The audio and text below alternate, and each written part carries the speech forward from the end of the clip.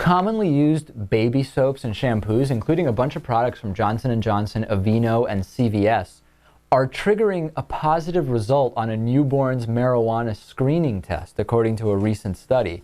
A small amount of the cleansing products in a urine sample, just 0.1 milliliters or less, was actually found to cause a positive test result for marijuana, but not because they actually contain marijuana. It seems to be a chemical interaction that mimics the effect of marijuana on these tests. Right.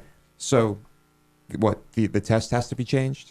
I'm not sure what needs to happen. I mean, researchers at University of North Carolina, Chapel Hill, started studying this after a lot of newborns in their nursery started testing positive for marijuana exposure. And they said, we know that there's a lot of parents who may partake in marijuana use, but is it really something that is going through chemically into the child, or is there some kind of false positive?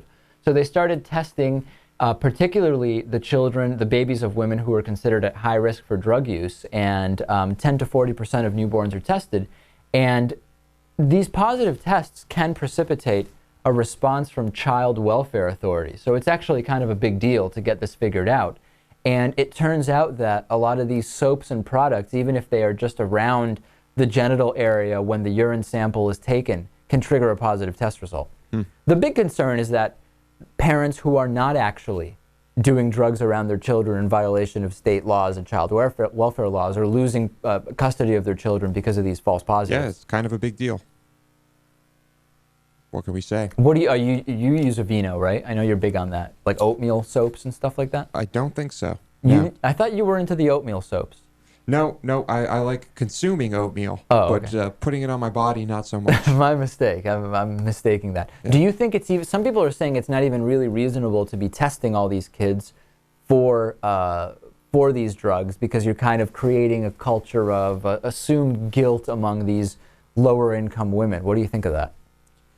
I mean, if you're going to do the test, do it for everyone. I don't think it's that harmful. I don't think it's costing a lot of money to do.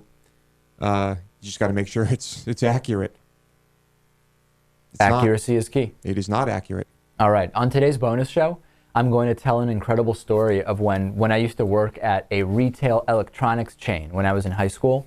Someone tried to do some fraudulent purchases, which I very astutely picked up on. Actually, it wasn't that astute. I kind of figured it out after the fact. But we'll talk about that. We'll talk about syringes littering a beach in Queens. We'll talk about a massive bank hacking ring and plenty more. DavidPakman.com/membership. Lewis hosts the bonus show. Don't miss out.